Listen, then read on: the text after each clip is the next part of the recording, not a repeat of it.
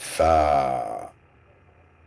ايه بقى يا سيادة رئيس الوزراء مزبولي، يلي سويت اللاجئ بالمصري حقوق وواجبات، بس المصري هو اللي بيقف على الحدود وبيموت، واللاجئ الجبان عايش عندي هنا، واللي قتل ضباطي وعساكري من الفلسطينيين عايشين عندي هنا، ومن السوريين عايشين عندي هنا،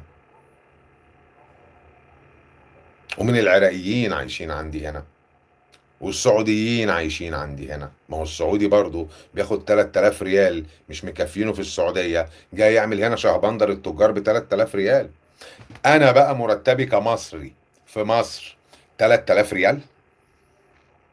هل المعاش بتاع المصري في مصر 3000 ريال؟ وطول ما في اللي بيشتري كيلو الطماطم ب 40 جنيه عشان معاشه 3000 ريال وبيجي له 2000 دولار من بره، كيلو الطماطم هيفضل ب 40 جنيه.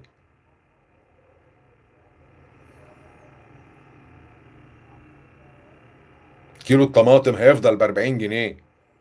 رغيف العيش ابو 2 جنيه بقى قد كده.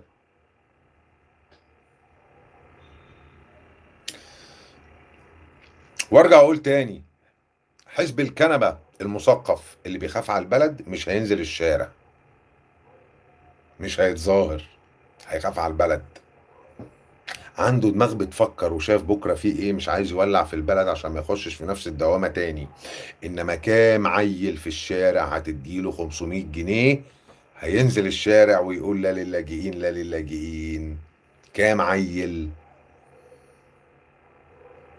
وساعتها اللاجئين هيخشوا في النص، زي ما الاخوان وكتائب القسام وحماس ايام 2011 مع الاخوان دخلوا في النص وولعوا كسروا الدنيا. مين هتعمل ايه وقتها؟